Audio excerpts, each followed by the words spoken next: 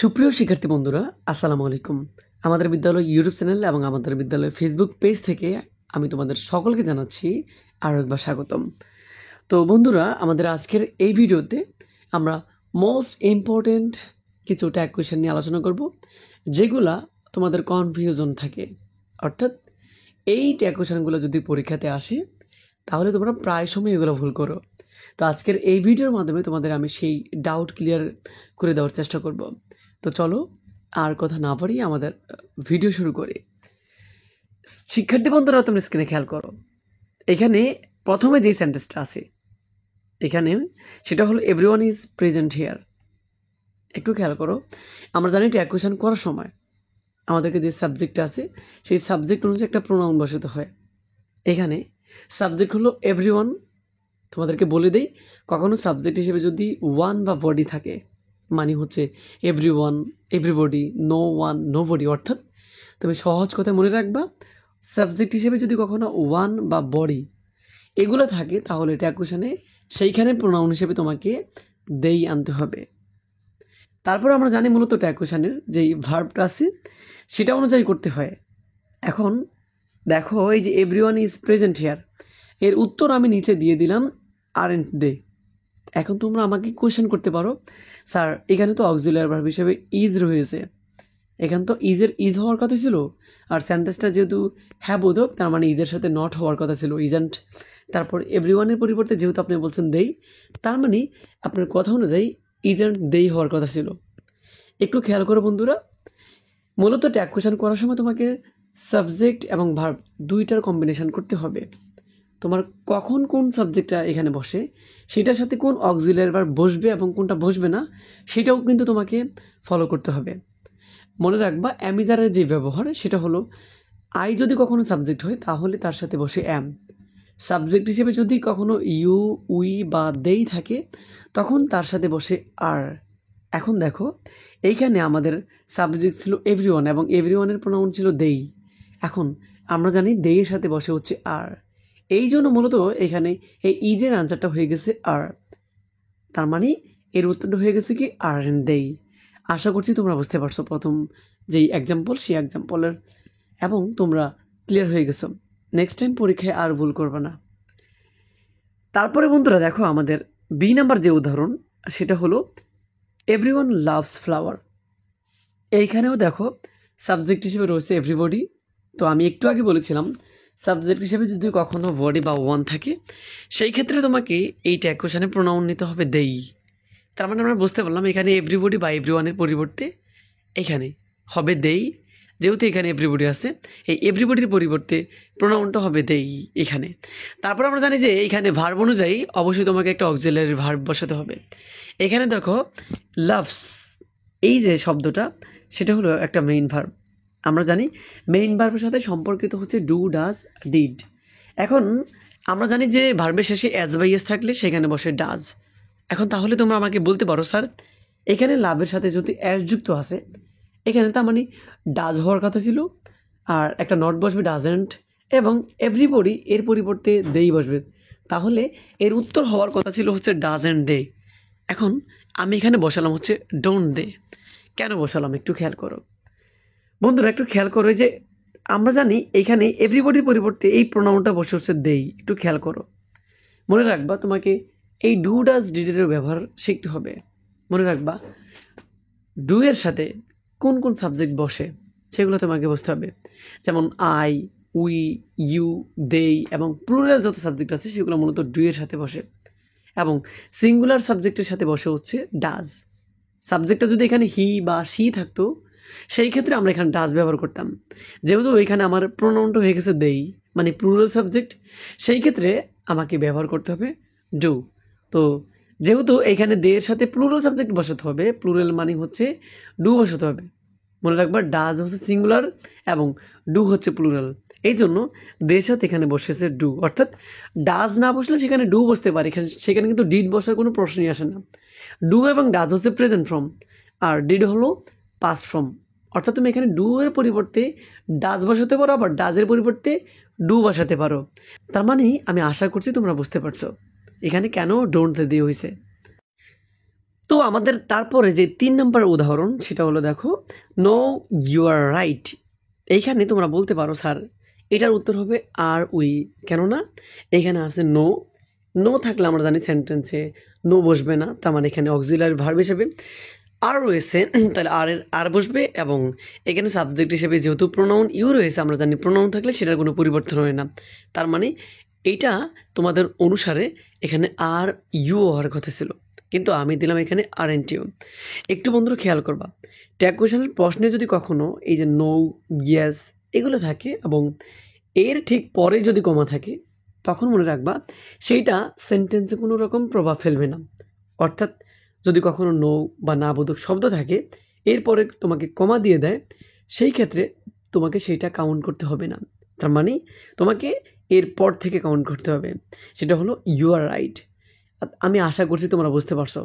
তো এখন যদি আমরা ইউ আর রাইট কাউন্ট করি, তাহলে দেখো এখানে ইউ হলো একটা সাবজেক্ট এবং আর হলো একটা অক্সিলারি ভার্ব। তো আমরা জানি অক্সিলারি ভার্ব দেওয়া থাকলে সেটাকে আমাকে লিখতে হবে। এখানে লিখলাম হচ্ছে আর, এবং সেন্টেন্সটা যেহেতু হ্যাবোধক রয়েছে মানে ন কিন্তু কাউন্ট হবে না। তো এখানে এই হ্যাবোধক থাকার কারণে এখানে ব্যবহার করা হচ্ছে নট আরেন্ট, এবং প্রোনাউন রয়েছে এখানে ইউ। এই ইউর পরিবর্তে আমার প্রোনাউনটা হবে ইউ। তার মানে আমার টোটাল উত্তরটা হয়েছে আর এন টিউ। আশা করছি তুমি এইটাও বুঝতে পারছো। তারপর দেখো আমাদের ডি নাম্বার যে এক্সাম্পল সেটা হলো ভি অ্যাটেন্টিভ। এখন এইটা কোন সেন্টেন্স সেটা অনেকজনের দ্বিধা দ্বন্দ্বে ভোগে, তাই না? একটু খেয়াল করবা, আমাদেরকে বুঝতে হবে এইটা কোন সেন্টেন্সের ট্যাগ কোয়েশন করতেছে। ট্যাগ কোয়েশন করতে হলে ফার্স্ট অফ অল তোমাকে বুঝতে হবে তুমি কোন সেন্টেন্সের ট্যাগ কোয়েশন করো। তুমি কি অ্যাসার্টিভ করো, ইন্টারোগেটিভ করো নাকি ইম্পারেটিভ করো? দেখো বন্ধুরা, আমরা জানি অ্যাসার্টিভ মানে সাবজেক্ট প্লাস ভার্ব, তার মানে এখানে সাবজেক্ট প্লাস ভার্ব নাই, এটা অ্যাসার্টিভ সেন্টেন্স নয়। এখন তাহলে এটা কোন সেন্টেন্স হবে? মনে রাখবা, যেই সেন্টেন্সের শুরুতে মেইন ভার্ব, তারপর please, kindly, never, always, don't, let, V, have থাকে, সেটা হলো ইম্পারেটিভ সেন্টেন্স। যেহেতু এই সেন্টেন্সের শেষে একটা ভি রয়েছে, যেহেতু এই সেন্টেন্সের শুরুতে একটা ভি রয়েছে, তার মানে আমরা বলতে পারি এটা হলো একটা ইম্পারেটিভ সেন্টেন্স। আর ইম্পারেটিভ সেন্টেন্সের উত্তর সরাসরি হবে উইল ইউ। অর্থাৎ তোমাকে এখানে কোনো রকম চিন্তা করতে হবে না কেন উইল ইউ বসছে, কেন ইউ বসে। অর্থাৎ যখনই সেন্টেন্সটা ইম্পারেটিভ হবে সেই ক্ষেত্রে তোমাকে এইখানে উইল ইউ লিখতে হবে। Hope you will understand. তারপরে আমাদের নেক্সট সেন্টেন্স সেটা হলো হ্যাভ এ ট্রাই। এখন এইটা অনেকজনে বলতে পারো স্যার এখানে হ্যাভ একটা অক্সিলারি ভার্ব। আমরা জানি অক্সিলারি ভার্ব দিয়ে শুরু হলে সেটা হলো ইন্টারোগেটিভ সেন্টেন্স। মনে রাখবা এটা মূলত ইম্পারেটিভ সেন্টেন্স। কেন? যদি কখনো কোনো সেন্টেন্সে হ্যাভের পরে এ থাকে তাহলে সেটা অফকোর্স ইম্পারেটিভ সেন্টেন্স। তো যেহেতু এখানে শুরুতেই হ্যাভ আছে এবং এরপর একটা এ রয়েছে, তার মানে এটা নিঃসন্দেহে ইম্পারেটিভ, এবং ইম্পারেটিভ সেন্টেন্সের ট্যাগ কোয়েশন সরাসরি হয় উইল ইউ। আশা করছি এটাও তোমরা বুঝতে পারছো। তো তারপরে আমাদের দেখো এফ নাম্বার, সেটা হলো when I was 10 I visited Cox's বাজার। এখন বন্ধুরা এইবার তোমরা কনফিউশন ভুগতে পারো যে স্যার এইখানে তো হচ্ছে সেন্টেন্স মনে হয় যে দুইটা, একটা হচ্ছে হোয়েন আই ওয়াজ 10, তারপরে আই ভিজিটেড কক্সেস বাজার। এখন এই দুইটা ক্লজের মধ্যে আমরা কোনটা করব, তাই না? একটু তোমাদেরকে বলে দিই, এটা করতে হলে তোমাকে বুঝতে হবে তোমরা এইটা কোন সেন্টেন্স। মনে রাখবা বন্ধুরা, গঠন অনুসারে সেন্টেন্স মূলত 3 প্রকার, একটা হচ্ছে সিম্পল, কমপ্লেক্স এবং কম্পাউন্ড। অর্থাৎ কমপ্লেক্স সেন্টেন্স কি সেটা তোমাকে বুঝতে হবে। যেই সেন্টেন্সে দুইটা ক্লজ থাকে এবং একটা সাবঅর্ডিনেট কনজাংশন থাকে সেটাকে বলা হয় কমপ্লেক্স সেন্টেন্স। একটু খেয়াল করে দেখো, এইখানে হোয়েন আই ওয়াজ 10, এখানে দেখো এইটুকু হচ্ছে মূলত সাবঅর্ডিনেট ক্লজ। তো যেইখানে সাবঅর্ডিনেট কনজাংশন থাকে সেটাকে বলা হয় সাবঅর্ডিনেট ক্লজ। এখন একটু খেয়াল করো, আই ভিজিটেড কক্সেস বাজার, এইখানে কোনো প্রকার কনজাংশন নাই, তার মানে এটা প্রিন্সিপাল ক্লজ। অর্থাৎ যেইখানে কোনো রকম কনজাংশন তোমার দেওয়া থাকবে না, তুমি বুঝবা সেটাই মূলত তোমার প্রিন্সিপাল ক্লজ, এবং যেইখানে কনজাংশন দেওয়া থাকবে সেটা হলো সাবঅর্ডিনেট ক্লজ। এখন সাবঅর্ডিনেট কনজাংশন কোনগুলো সেগুলো একটু খেয়াল করো, যেমন হচ্ছে ইফ, হোয়েন, অ্যাজ, সিন্স, দো, অলদো, সো দ্যাট, দ্যাট। অর্থাৎ এইগুলা যেখানে থাকবে সেইটা হচ্ছে সাবঅর্ডিনেট ক্লজ। আর কোনো সেন্টেন্সে যদি সাবঅর্ডিনেট ক্লজ এবং প্রিন্সিপাল ক্লজ একসাথে থাকে, সেই ক্ষেত্রে তোমাকে সাবঅর্ডিনেট ক্লজটা বাদ দিতে হবে, অর্থাৎ প্রিন্সিপাল ক্লজ অনুসারে তোমাকে ট্যাগ কোয়েশন করতে হবে। এইখানে যেহেতু আমাদের হোয়েন আই ওয়াজ 10 এইটুকুর মধ্যে একটা হোয়েন মানে সাবঅর্ডিনেট কনজাংশন রয়েছে, তার মানে আমাকে এইটা বাদ দিতে হবে, তার মানে আমাকে এইটুকু দিয়ে আমার ট্যাগ কোয়েশন করতে হবে। আই ভিজিটেড কক্সেস বাজার, এখানে আই হলো একটা সাবজেক্ট এবং ভিজিটেড এটা হলো একটা ভার্ব। তো আমরা জানি এখানে ভার্বের শেষে দেখো ইডি রয়েছে, আর কোনো ভার্বের শেষে যদি ইডি থাকে তাহলে সেটাকে V2 ধরা হয়, এবং V2 থাকলে আমরা জানি অক্সিলিয়ারি ভার্ব হিসেবে ডিড বসে। এখানে দেখো আমরা বসলাম হচ্ছে ডিড, এবং সেন্টেন্সটা যেহেতু এখানে হ্যাবোধক আমরা করলাম নাবোধক ডিডেন্ট, এবং সাবজেক্ট হিসেবে এখানে রয়েছে আই, আমরা জানি আই হলো একটা প্রোনাউন, আর প্রোনাউনের কোনো পরিবর্তন হয় না, এই জন্য এখানে বসালাম হচ্ছে ডিডেন্ট আই। আশা করছি তোমরা বুঝতে পারছো। তারপরে আমাদের যে নেক্সট সেন্টেন্স সেটা হলো I am a good boy. এখন এইটা কি দেখো, এইটা আমি কেন দিলাম, এত সহজ একটা সেন্টেন্স তোমাদের কেন তুলে ধরলাম? মনে রাখো বন্ধুরা, এই সেন্টেন্সটা অনেকজন তোমরা ভুল করবা। যেমন অনেকজন কী করবা, এখানে অ্যাম রয়েছে, অ্যামের পরিবর্তে এখানে অ্যাম দিবা, এবং সেন্টেন্সটা যেহেতু হ্যাবোধক তুমি দিবা অ্যাম নট এবং আই, অর্থাৎ এখানে কখনোই অ্যাম নট আই হবে না। কেন হবে না? মনে রাখবো, কখনোই অ্যাম নট আই ট্যাগ কোয়েশনে গ্রহণযোগ্য না, অর্থাৎ অ্যাম নট আই কখনোই হয় না।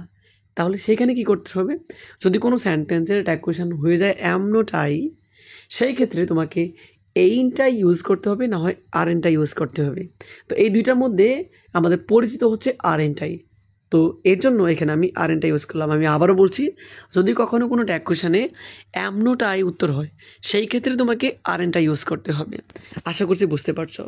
তারপর বন্ধু আমাদের নেক্সট যে সেন্টেন্স সেটা হলো I am need not rich person. আমাদের লাস্ট সেন্টেন্স হলো কি, I am not rich person, মানে আমি ধনী লোক নয়। এখন এইটাও কেন দিলাম আমি, তাই না? এটা কত সহজ ছিল বন্ধুরা, একটু খেয়াল করে দেখো। এইখানে এই যে অ্যাম রয়েছে দেখো অক্সিলিয়ারি ভার্ব, অ্যামের পরিবর্তে আমি এখানে অ্যাম ইউজ করলাম, এবং এখানে নট রয়েছে এই জন্য এখানে নট বসবে না, এবং সাবজেক্ট হিসেবে রয়েছে আই, আমি এখানে বসালাম আই, অর্থাৎ প্রোনাউনে আই এর আই হইল, তার মানে অ্যাম আই হইল। এখন বলবো স্যার এর আগে তো হচ্ছে আপনি অ্যাম নট আই ছিল সেটাকে আর এনটা ইউজ করছেন, তার মানে এখানেও তো অ্যাম আই হয়েছে, তো এইখানে আপনি আর আই ইউজ করলেন না কেন? মনে রাখবা, আমি বলছি তোমাদের শুধুমাত্র যখন অ্যাম নট হবে, মানে অ্যামের সাথে নট মানে সেন্টেন্সটা না বোধক হবে, অ্যাম নট আই, সেই ক্ষেত্রে তোমাকে আর এন আই ইউজ করতে হবে, আর যখন এম আই হবে তখন তোমাকে সেটা ইউজ করতে হবে। আমি আশা করছি তোমরা আজকে তোমাদেরকে আমি যেই 8টা ট্যাগ কোয়েশনের উদাহরণ দিয়ে দিছি সেগুলো তোমাদেরকে অনেক বেশি হেল্প করবে, এবং এগুলা আর তোমাদের কখনই পরীক্ষাতে ভুল হবে না। তো আজকের এই ছোট্ট ভিডিওটা তোমাদের কেমন লাগছে অবশ্যই কমেন্ট সেকশন জানিয়ে দেবে, এবং যদি ভিডিওটি ভালো লেগে থাকে অবশ্যই তোমাদের বন্ধুদের মাঝে শেয়ার করে দেবে। আর তোমরা যারা আমাদের বিদ্যালয় ফেসবুক পেজটিকে এখনও ফলো করোনি, তারা এখনই আমাদের বিদ্যালয় ফেসবুক পেজে যুক্ত হয়ে যাও, এবং সেইখানে আমার সাথে সরাসরি যোগাযোগ করা তোমরা সুযোগ পাবে। তো তাড়াতাড়ি এখনই গিয়ে আমাদের বিদ্যালয় ফেসবুকে অ্যাড হয়ে যাও। তো আজকের ভিডিওটি এই পর্যন্তই, পরবর্তীতে তোমাদের জন্য নেক্সট কোনো ভিডিও নিয়ে আসবো। সেই পর্যন্ত সবার সুস্থতা কামনা করে আজকের মতো এখানে বিদায় নিলাম। আল্লাহ হাফেজ।